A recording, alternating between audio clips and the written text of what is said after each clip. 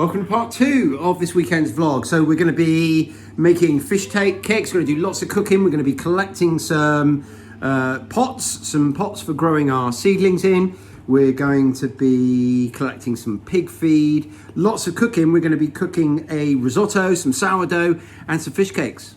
Okay, so fish cakes. We've got a big pot of potatoes there coming to the boil. We've got our fish here that we're going to put in the oven. It's a mixture of smoked mackerel, cod loin and sea bass. Now it'd be criminal to use something like sea bass in fish cakes usually, but all this fish, this would cost maybe £20 in the supermarket at regular price, and I got all of this reduced to, I think I paid a total of like £2 for all this fish because it was on its sell-by date. So fine by me. For something like fish cakes, they're going to be perfect, and I love to use that blend of different fish, the different flavors. And obviously I wouldn't use it for something like sushi where you want really fresh fish, and obviously in an ideal world I'd be using fish that I'd caught myself. But I did mention recently in another video that one of my biggest regrets of last year, of 2020, was that I never actually got to go fishing. I didn't go fishing. I think I might have gone once or twice, and either blanked or caught a couple that didn't last very long. But normally most years I'll go fishing and I'll bring home 50 or so mackerel that will go in the freezer, and you know, maybe varying on the year some other types of fish, different types of fishing I do. So yeah, it's been a really lean year for me fishing wise, which is a shame, and I've resolved to make sure that 2021 is not the same. So I've already got plans to go fishing with some friends later on in the year when this lockdown is lifted. So that's our fish cakes well underway. Next job for me is to have that coffee. Using the ends of our sourdough, last loaf left over from last week, to make our breadcrumbs.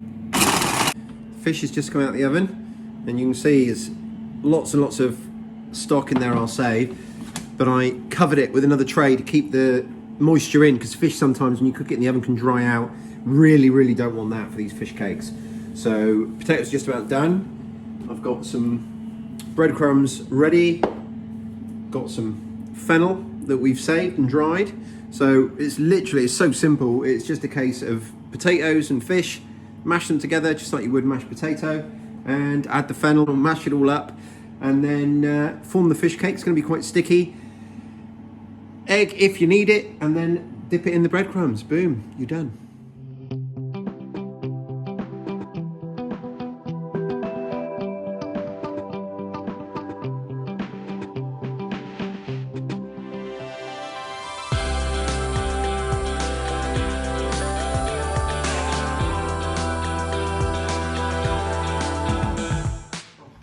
So there we go, I'm not done. I've used up 2/3 of my fish cake mix, and I've made 20 really decent sized fish cakes. Look at them. These have cost, by the time I've made the rest, they're going to be less than 10p each. They're going to taste amazing. The reason I've finished and stopped for now is because I've run out of breadcrumbs. I don't have any more sourdough for another 4 hours or so. So what I'm going to do is I'm going to put this in a freezer bag, label it, and freeze it. So we've got fish cake mix ready to do another day, and then these will go combination of fridge and freezer, one for later in the week, one meal, and one for another time down the road. So by the time I've packed up, the next thing I'll be doing will be my sourdough, which is getting it ready to go in the oven, getting it out for its second proof, and then yeah, then it'll be ready in about 3.5 hours. Right, so I said I've made a few changes. They're really tiny to what I do with the sourdough. I'll just quickly explain them to you now. So if you use the recipe that I gave in my sourdough recipe video, it's great, and it's still the one I use. The only changes I've made, as I've already said, I've doubled up the amount. So now I'm making 4 at a time. This is going to make 4 loaves. And instead of using, I used those 2 Pyrex dishes, and it just wasn't perfect. They used to stick, and I just had a few issues. So now what I use is, this is my baking combination. So I've got 2 of these. This is what I bake my loaves in. So I put them in there to prove, which you'll see me do now, and then boom, like that, cook them like that, then take the lid off. How I cook 4, I've got 2 of these. How I cook 4 is I do 2 like that, and then the other 2 I leave proving, and for the first hour of the second proof, I put them in the fridge. That's going to slow them right down. So when the first ones come out the oven, they'll be ready to go in, and I'll transfer those into these again. So it is really simple, and it just means that I get 4 loaves instead of 2 for the same amount of time, kneading and washing and cleaning and everything else. I'm getting double the amount of bread. So as you will know, less inputs is something I'm very, very keen on. And you know, we need to remember our inputs are not just financial costs, but time and energy as well. So saving the time by doing 4 loaves in the time it would take me to do 2, and saving me that extra time of doing the second 2 is massive. So I'm gonna get on with this now, and I'll catch up with you guys in a bit.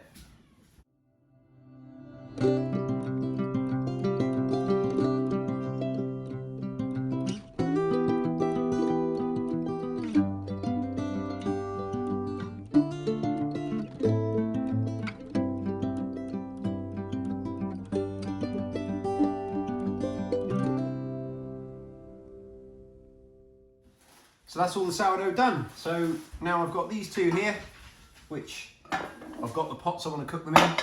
They're all ready, so we'll leave them on the side, and in about 3 hours, it's 1 o'clock now, 2, 3, 4. So between 4 and 4:30, they'll go in the oven. So they'll be coming out the oven around 5 o'clock, which is perfect for our tea.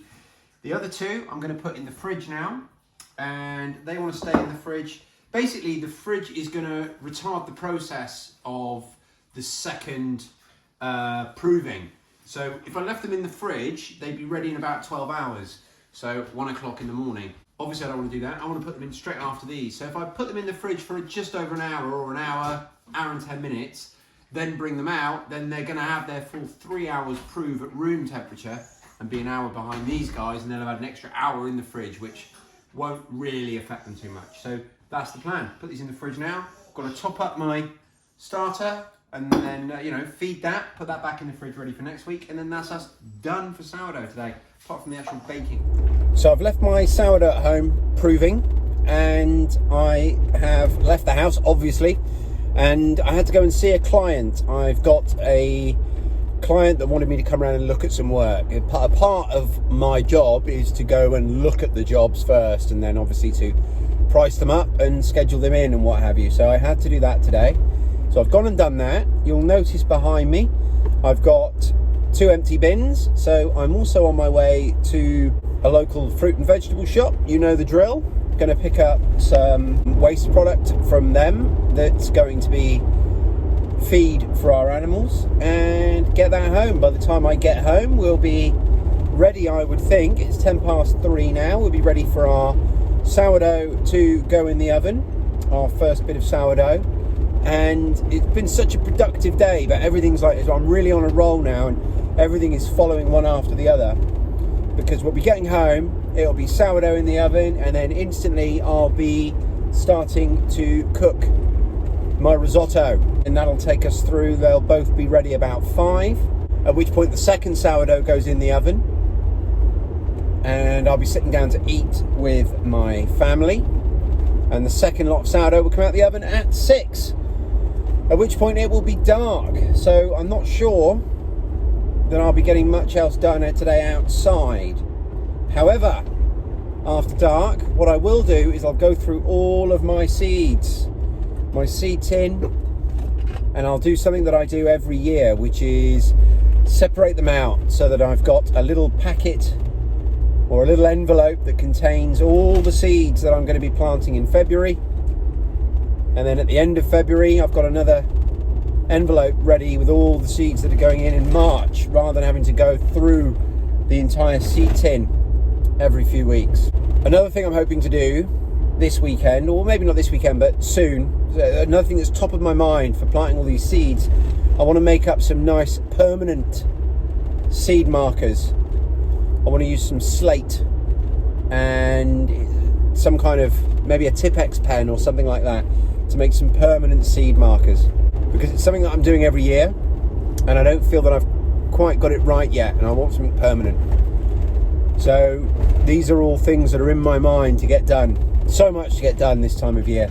I probably need to just sit down and write a list, to be fair, because I've also got to order some Heptavax, which is our vaccinations for our goats, and they want to be injected basically just a couple of weeks before they kid, because that way some of the immunisation passes to the kids, and then they get a second dose, a top up, in a few weeks after that. We all know about vaccines, don't we, these days? So that's another thing I need to get done. These are all things that are sort of coming up in the next few weeks, and there's not going to be a point for a long time now, because I'm so behind with a lot of things as well, where I had my injury. I'm not going to get to a point where I feel like I'm on top of everything for months. I don't think. There's going to be every single weekend, coupled with the fact that I'm going to be working quite long hours during the week. I'm going to get to every single weekend with a massive to-do list that there's no hope of me completing, and that's okay, you know, that's okay. It's part of the game. I don't mind it. I'm not complaining. All of these problems I've got are problems I've worked very, very hard to create for myself, so generally speaking, I'm quite happy. But yeah, so I'm on my way now to pick up some fruit and veg, and then back to the house. So I've got my 2 bins here, which are full of fruit and veg. But the reason I'm recording right now is to show you something else. So one of the other things on our list that we had to get organised for this year are some plant pots. We sell a tremendous amount of strawberry plants every spring, and as a result we go through a lot of plant pots, but I never want to buy them because they're something that people just discard. There's, you know, so many plant pots out there just wasting away, going to landfill.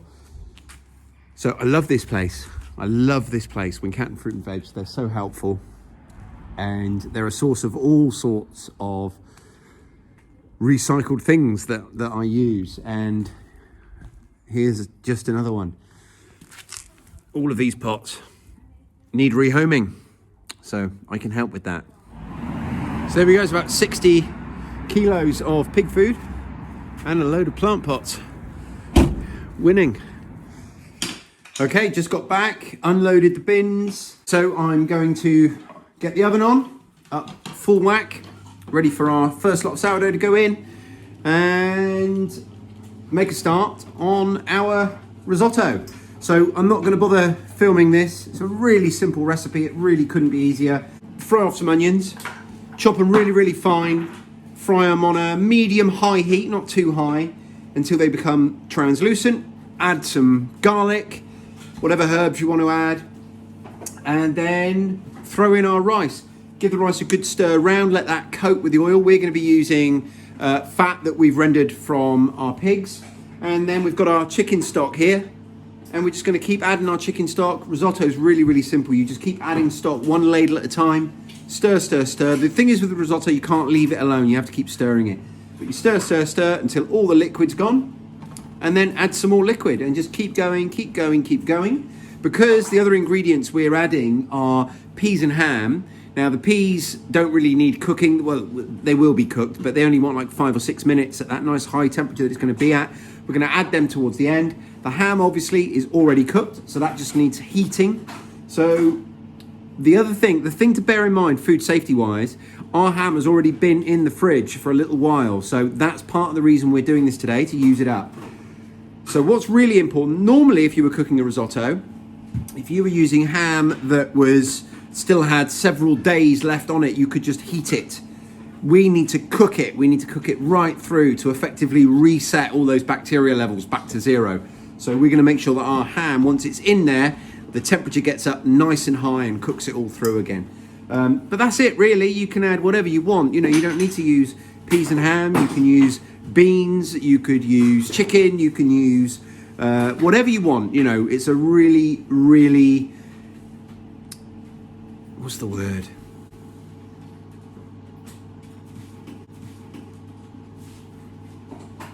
It's a really adaptive dish. You know, you can use whatever leftovers you've got that need using up. So we're going to make a nice big pea and ham risotto. We're going to serve that with our first load of sourdough, And that's going to be all the filming I'm doing for a little bit, because I've got all my family here in the kitchen and they want me off of this.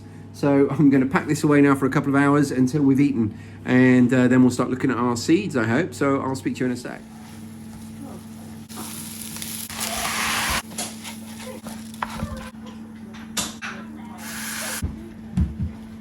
These are our frozen beans from earlier in the year.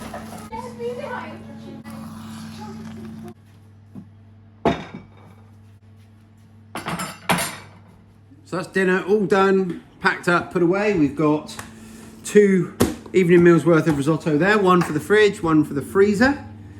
And we've got the last of our sourdough in the oven about to come out. So that's it. I'm gonna call it a day there. We were going to go through our seed tin and stuff tonight, but I think we're gonna do that in the morning now.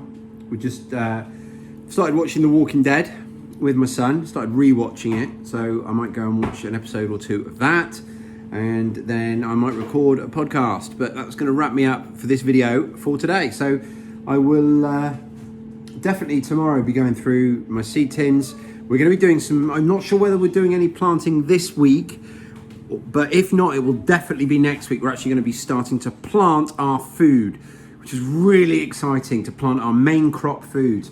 And I'll talk you all through that, what you can be planting in February in the coming few days.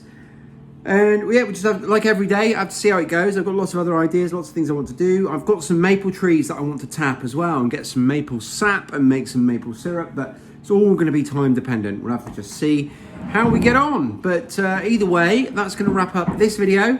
Thank you guys for watching. Please do press that like button, make sure you're subscribed, and I will speak to you very, very soon.